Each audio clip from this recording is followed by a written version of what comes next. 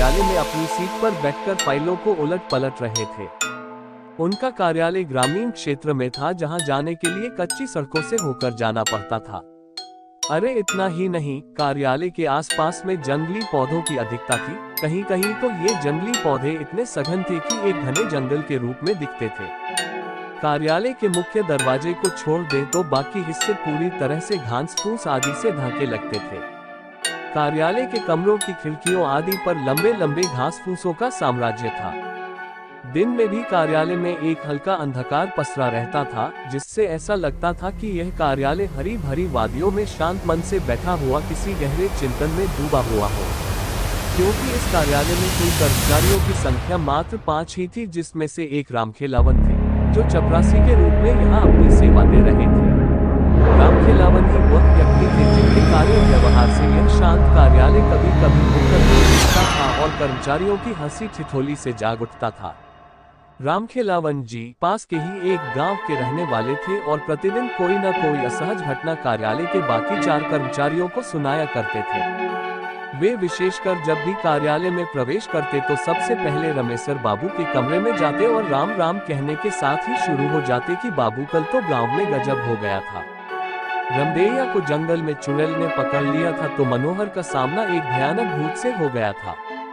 जब तक रामखेलावन जी सभी कर्मचारियों से मिलकर कुछ भूत प्रेत गांव गड़ा की बातें नहीं बता लेते, उन्हें कल चैन नहीं पड़ता था।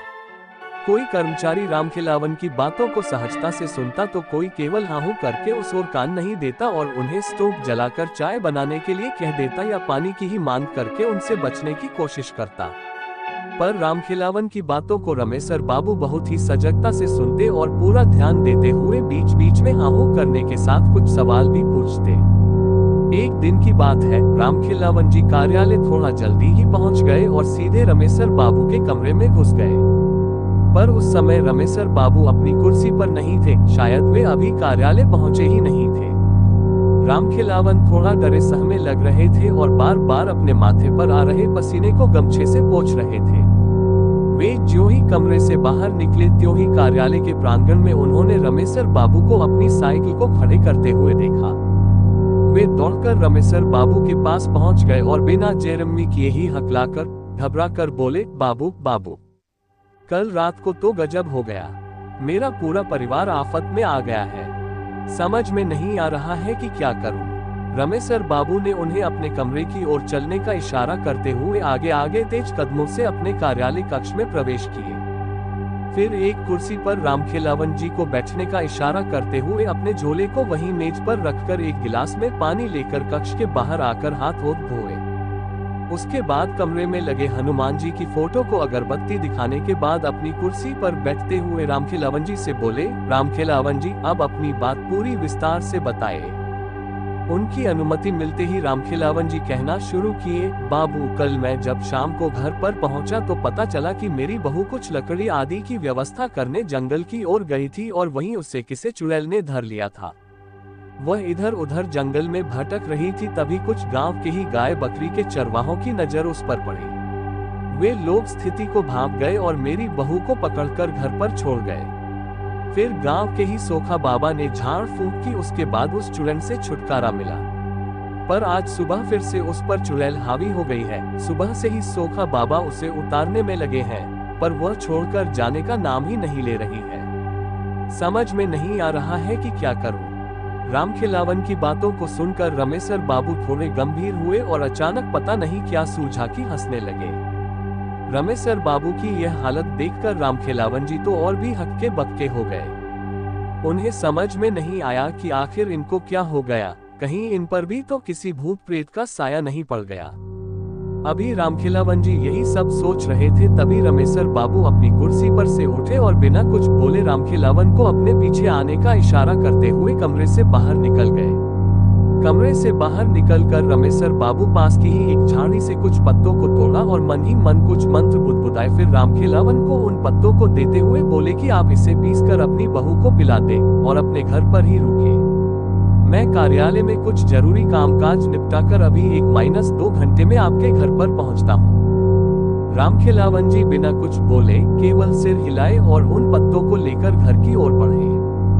रास्ते में उन्हें केवल एक ही बात खाई जा रही थी कि रमेसर बाबू को यहाँ आए 3 साल हो गए, पर कभी उन्होंने इस बात का जिक्र नहीं किया कि वे भूत प्रेतों को उतारना भी जानते हैं। कहीं वे मजाक में तो इन पत्तों को तोड़कर झूठ मूठ में कुछ बुदबुदाकर मुझे नहीं दे दिए। पर रमेसर बाबू ऐसा नहीं कर सकते, वे तो बहुत गंभीर आदमी हैं और हमारी सारी बातों को भी तो बहुत गंभीरता से लेते हैं और समय समय पर हर प्रकार से हमारी मदद भी तो करते रहते हैं। ना, वे मेरे साथ मजाक नहीं कर सकते। यही सब सोचते सोचते रामखिलावन जी घर पर पहुंच गए। घर के बाहर 10-15 गांव घर के ही लोग बैठे नजर आए।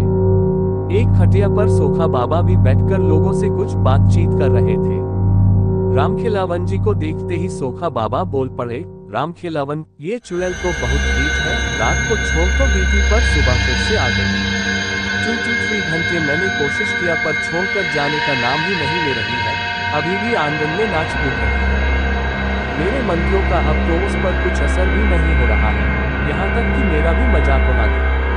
इतना सब होने के बाद मैं उसे छोड़कर बाहर आकर बैठ गया हूँ। मैं अब कुछ नहीं कर सकता, मेरा जितना पावर था वो सब अजमा लिया। रामखिलावन जी सोखा बाबा के ही बगल में बैठते हुए अपनी लड़की को आवाज लगाई। उनकी लड़की घर में से दौड़ते हुए बाहर निकली। फिर रामखिलावन जी ने उन पत्तों को उसे देते हुए कहा कि अभी इसे पीसकर बहू को पिला दो, अगर नानूका करती है तो जबरदस्ती पिलाओ। इसके बाद रामखिलावन की लड़की उन पत्तों को लेकर घर में गई तथा उन पत्तों को पीसकर अपनी भाभी को पिलाई। अरे ये क्या, एक भूत अंदर जाते ही रामखिलावन जी की बहू तो काफी शांत हो गई और वहीं आंगन में ही एक तराई पर बैठ गई। अब उसके व्यवहार में काफी अंतर आ गया था, उसका कूदना नाचना बंद हो गया। रामखिलावन जी की लड़की दौड़ते हुए घर में बाहर निकली और रामखिलावन जी की ओर देखकर बोली, बाबू बाबू, भूजी को अब आराम हो गया है, वे आंगन में ही अब शांति से बैठ गई है। बाहर जितने लोग बैठे थे वे सब हतप्रभ हो गए।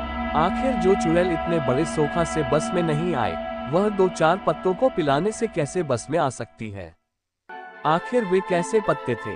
क्या किसी धर्म स्थान से लाए गए थे या किसी बहुत बड़े पंडित, ओझा, सोखा आदि ने दिए थे? वहां बैठे लोगों में से एक ने रामखिलावन जी की ओर देखा पर कुछ बोले इससे पहले ही रामखिलावन जी ने उन पत्तों के बारे में बता दिया।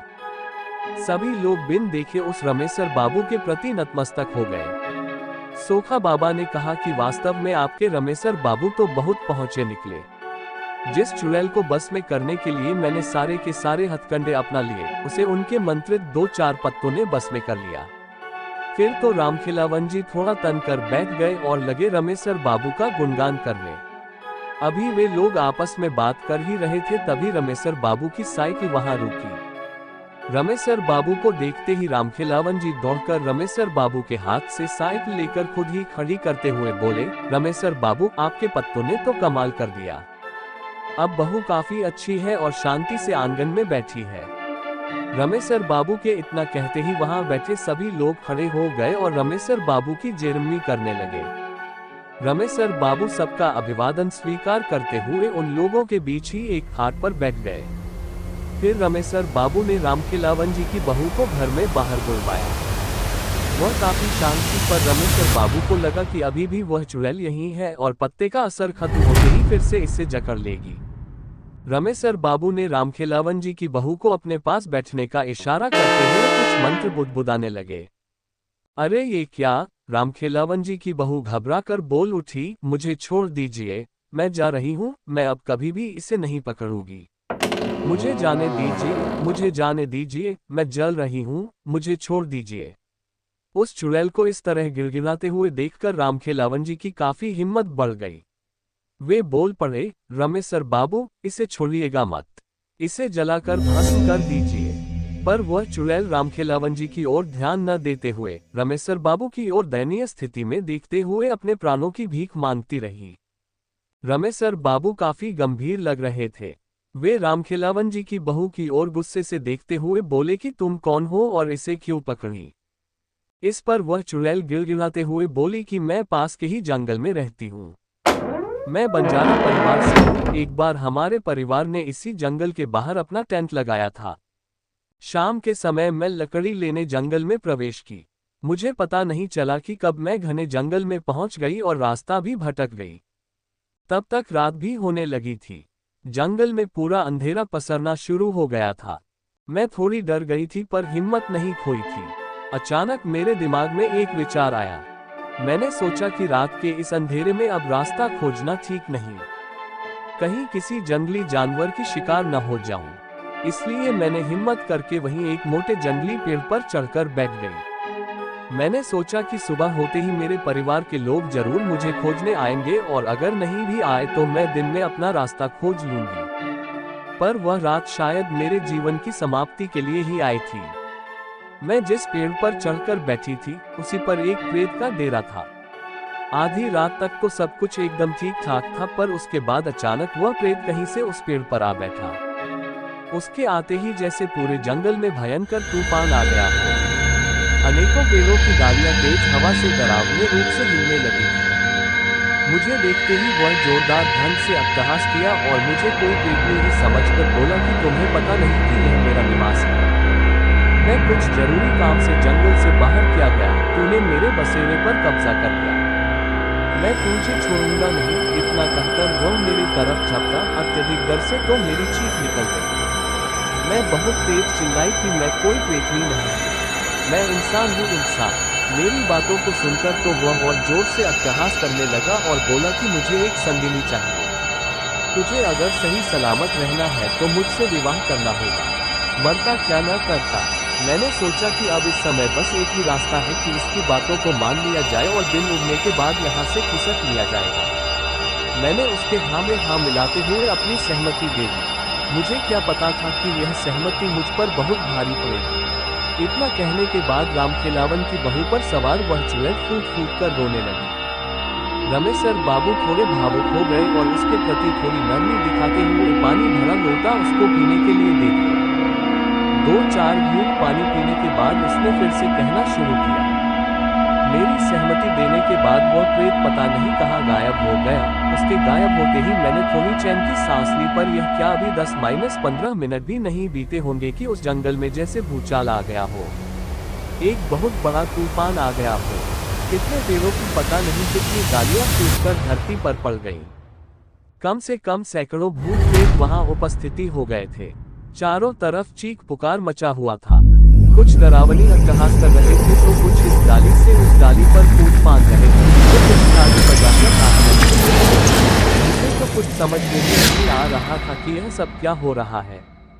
तब तक वही प्रेत फिर से मेरे पास प्रकट हुआ और बोला कि विवाह की व्यवस्था करने चला गया था, अपने परिवार वालों को बुलाने चला गया था। शादी में इन सबको भी तो शरीक करना होगा। अरे ये क्या, अब तो मेरी शामत आ गई, पूरा शरीर पीला पड़ गया, कुछ बोलने की हिम्मत नहीं रही। तभी अचानक एक प्रेतनी वहां प्रकट हुई और उस प्रेत से लड़ने लगी। वह प्रेतनी बोल रही थी कि मेरे रहते तू दूसरी शादी करेगा, कदापि नहीं, कदापि नहीं, मैं ऐसा नहीं होने दूंगी। और इतना कहने के साथ ही उस प्रेतनी ने उस डाल से मुझे धक्का दे दिया और जमीन पर गिरने के कुछ ही समय बाद मेरी लीला समाप्त हो गई थी। इतने कहने के साथ ही वह चुड़ैल फिर से रोने लगी थी। इसके बाद रमेशर बाबू ने उस चुड़ैल को चुप रहने का इशारा करते हुए कहा कि आज के बाद पूरे गांव वालों को कभी परेशान नहीं करोगे। चुड़ैल को हामी भरते हुए कहा कि ठीक है, पर मैं तो एक बहुत ही छोटी आत्मा हूँ। इन पास के जंगलों में पता नहीं कितनी भयानक भयानक आत्माएं विचरण करती हैं। आप उन सब से इस गांव वालों को कैसे बचा पाएंगे? उस चुड़ैल की इस बात को सुनते हुए रमेशर बाबू हल्की मुस्कान में बोले, तून तो बकस इन लोगों को, बाकी भूत प्रेतों से कैसे निपटना है वह तून मुझ पर छोड़। इसके बाद रमेशर बाबू ने लोगों को अब कभी न पकड़ने की बात उस चुड़ैल से 3 बार कबूल करवाई तथा साथ ही उसे थूककर चाटने के बाद ही जाने दिया। तो पाठकगण, रमेशर बाबू ने उस चुड़ैल से तो गांव वालों को छुटकारा दिला दिया, पर क्या वे दूसरे भूत प्रेतों से उन गांव वालों की रक्षा कर पाए?